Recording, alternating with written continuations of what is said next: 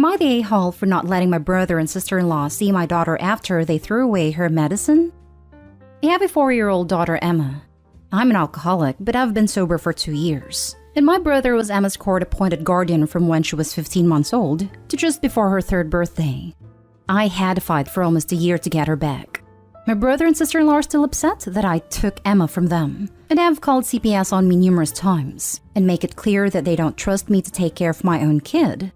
They love Emma and Emma loves them, so I try to take her to see them a couple times a month.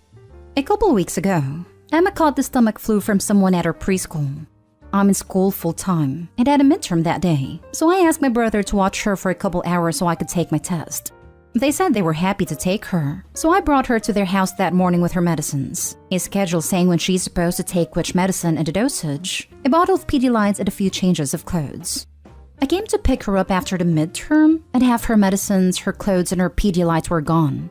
When I asked about it, they said they threw away all of her medicines and the Pedialyte because they were liquids, and they were already opened, so I could have put something in there to make her sick/sleep. Not that it helps much, but I never hurt my daughter or gave her anything that wasn't recommended by her pediatrician.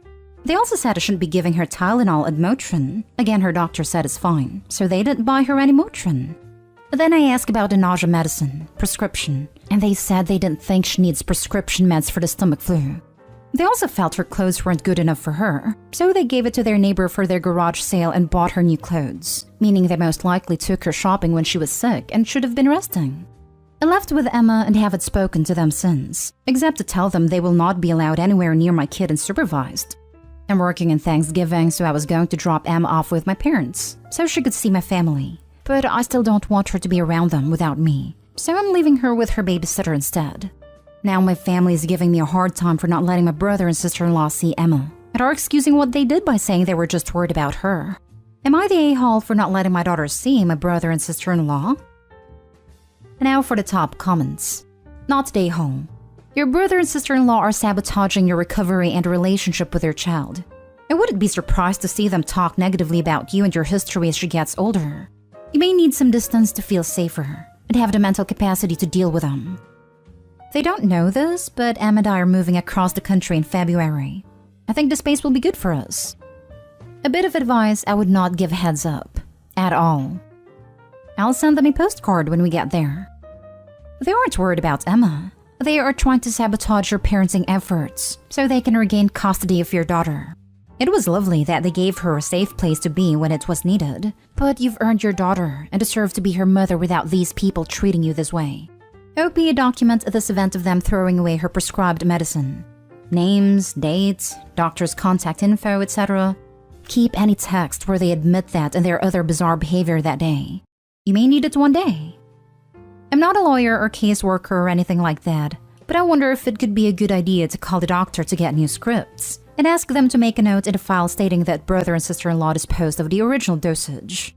If brother and sister-in-law try that CPS crap again, I would want that as evidence that they are acting vindictively and don't have Emma's best interests in mind, as evidenced by throwing out her prescription medications while under their care. You need to stand your ground here. They're constantly putting you in danger of losing your child by calling CPS on you. They threw away prescribed medication.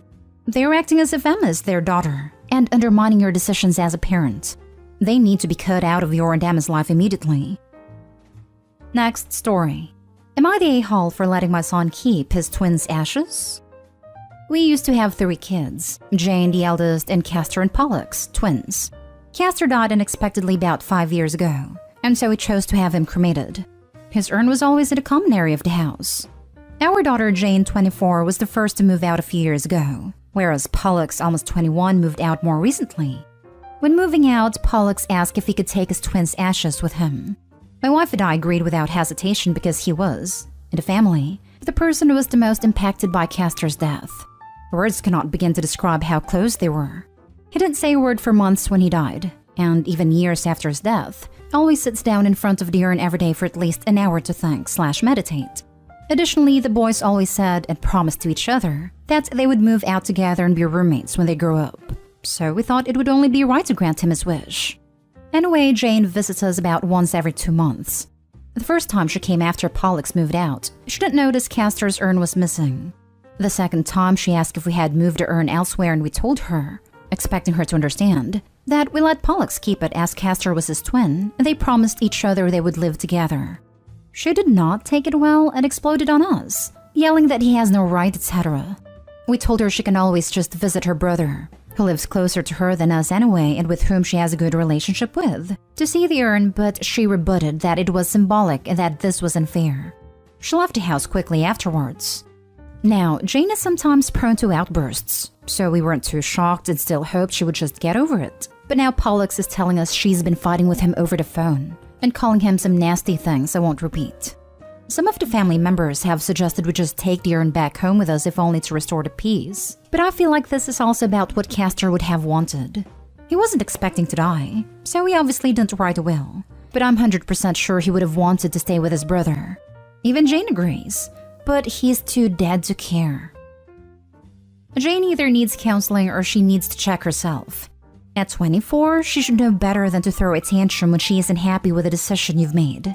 It sounds to me like she either has unresolved trauma from her brother's death, and or lingering unspoken resentment about how she was treated as a child relative to her younger brothers.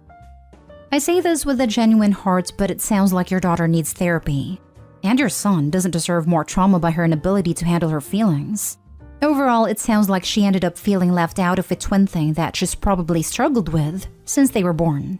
She needs therapy. She's already in therapy, but for an unrelated issue. She was in a mutually toxic relationship with her ex, and she's been working on her impulsivity. It's just that I do feel she has a right to be somewhat upset about this. Saying he is too dead to care crossed a line by a mile. That is unacceptable. Your daughter probably feels left out as the non-twin and with the three of you, parents and brother, making this decision without her input. He was her brother too after all. It would probably have been kinder to discuss it as a family. However, you're his parents and get to make that decision regardless of anyone else. Why not give Jane some of Castor's remains? When my mother-in-law died, all her kids received some of her remains in a necklace. Next story is titled, Am I the a-hole for warning my dad's girlfriend about his relationship patterns which led to her dumping him?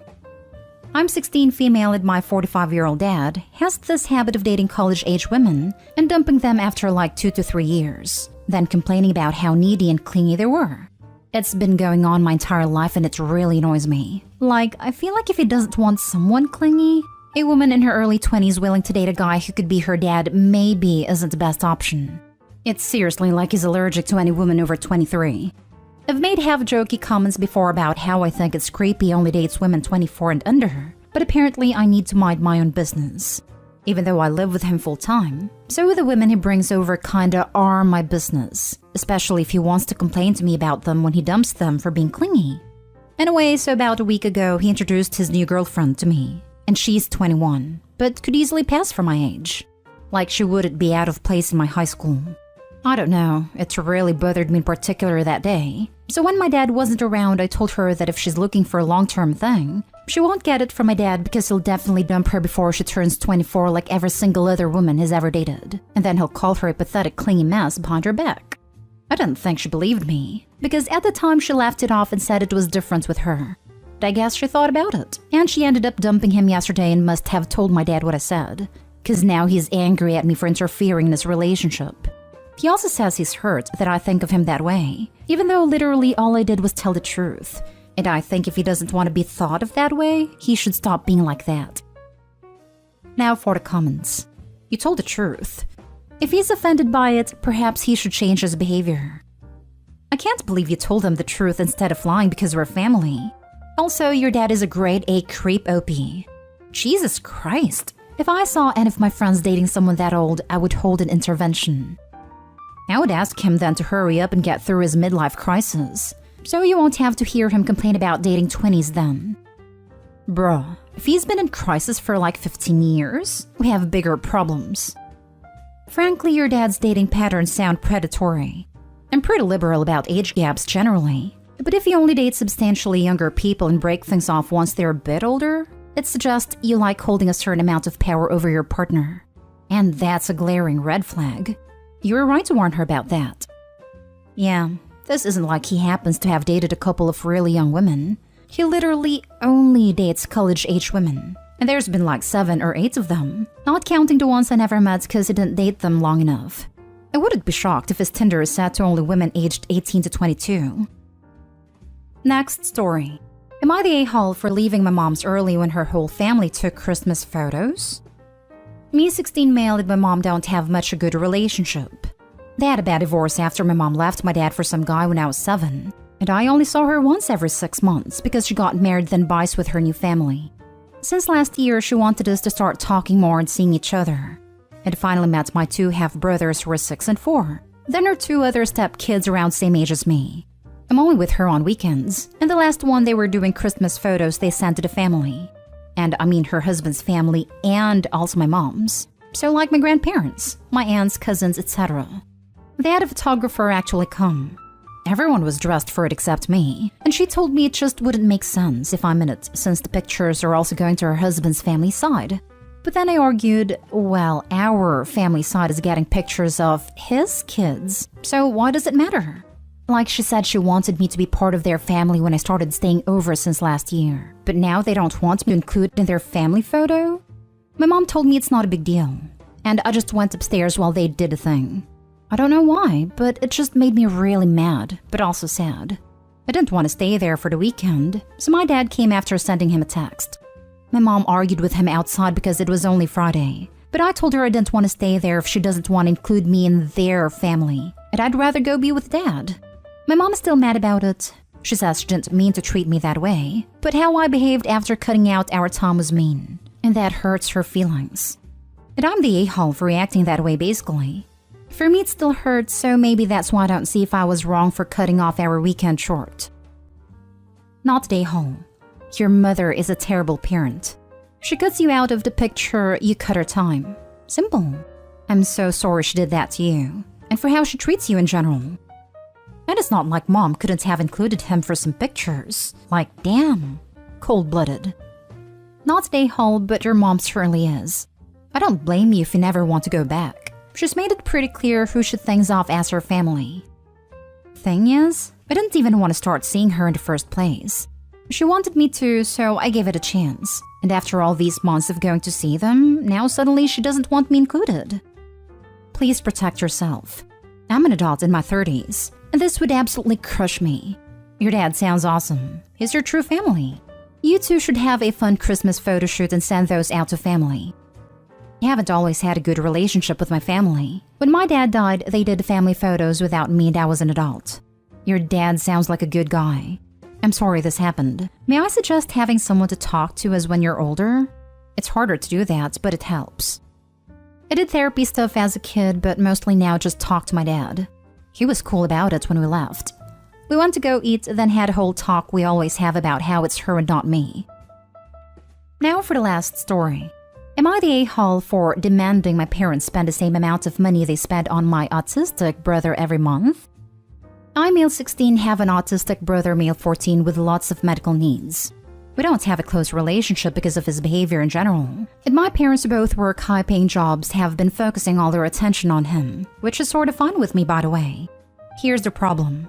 My parents were doing some calculating and looking at what they spent on my brother yearly, which was a lot. But they decided to increase their budget for him by dedicating about $400 a month to my brother.